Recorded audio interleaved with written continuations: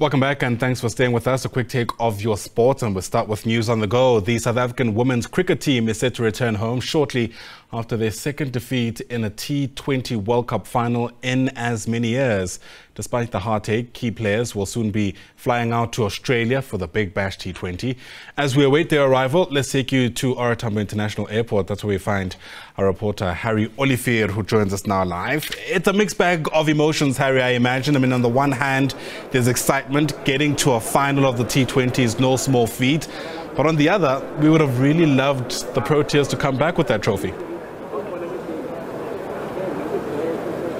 Yes, look, I mean, if you look at it in perspective, if we look at our chances when we went to the World Cup, I don't think a lot of us expected that we will make the final. And I don't think a lot of us expected that we will defeat Australia.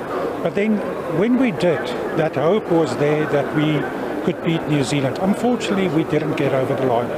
But I think from a fan's perspective, I think a lot of us feel that, you know, they performed extremely well under the circumstances. So in that regard, the team is disappointed, the fans are disappointed. But I think if you look at it in perspective, that, you know, it was actually a very good performance from our Protea women's side in the World Cup. Yeah, the glass more half full than half empty, I suppose. How would you describe just the general sentiment from some of the fans you've interacted with? The glass is too big.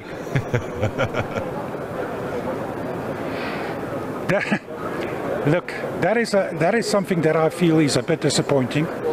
If you look behind me, you will see that this is the normal crowd that you can expect from, you know, people arriving from overseas. So we had overseas arrivals, and we're just panning now to some of the visuals. There are very few fans here welcoming the side. Now, unfortunately, I do not know why that it is, or whether there was a campaign to raise fan awareness that the team will be arriving today. But yeah, that is a bit disappointing with these girls coming back.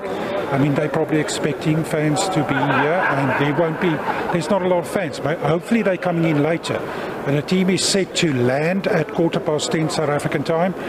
Then obviously you have to go through customs and get your luggage.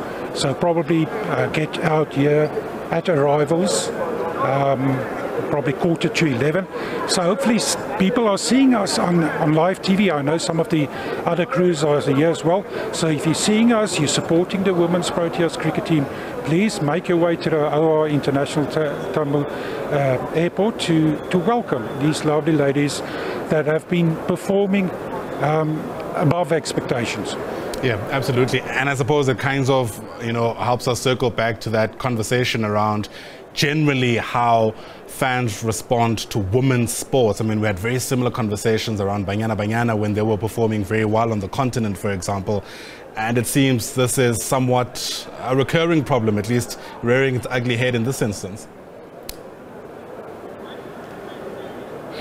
Yeah, unfortunately, that is there's still a long way to go when it comes to the support of women's sport in general. We get, especially I'm thinking back of the Soccer World Cup as well. There's a lot of interest, and you see a lot of interest in social media all over the world when an event like that is taking place.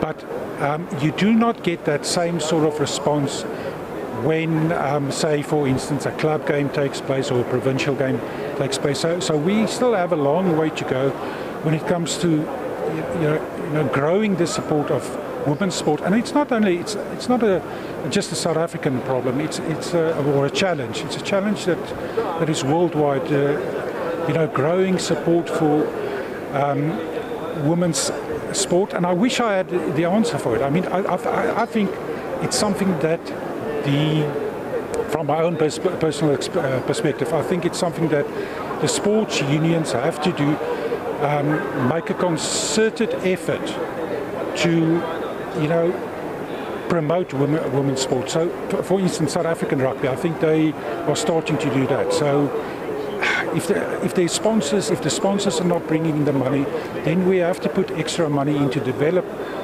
women's sport and raise awareness for women's sport so that it becomes popular. It's almost, you know, I don't want to simplify it to a chicken and egg situation, but yeah, you have to make sure somebody has to make, a union has to make a sacrifice to so that we can have more exposure for women's sport. Yeah, absolutely. Nonetheless, of course, the plans for many of these players don't stop. In fact, I think about 3 of them are heading to Big Bash. What kind of, I don't know, consideration should we be making about the kind of momentum they've built on the world stage as they head off to that tournament? Yes, look, I think those tournaments are very important when it comes to the development of our cricket players. You get exposure to international players, so you share dressing rooms with other international players that's been doing well at the World Cup or on international level. So that's the sort of thing that makes the sport more popular and grows as well.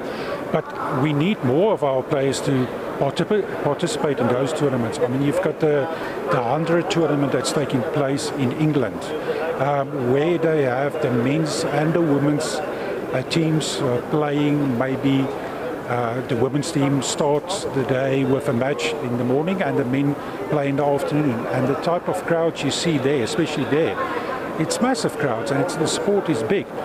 So hopefully, you know, some of the sponsors in South Africa see that that is possible for, you know, that's an idea for a women's game and a men's game to take place, especially T20. And I think it's viable to take place on one ground on the same day. So for a fan, you can come in the morning, you watch a women's game, and in the afternoon or late afternoon, you watch a men's game. I think that's, you know, people, all the role players or stakeholders should come together and see how we can make women's sport more popular. It's possible. Yeah, absolutely. I wish you could see the number of heads nodding as you speak in studio, Harry, so you may be onto something. But let's leave it there for now. We'll certainly catch up with you later on as soon as the team arrives later on this morning. Harry Olivier, live to us there from Tambo International Airport.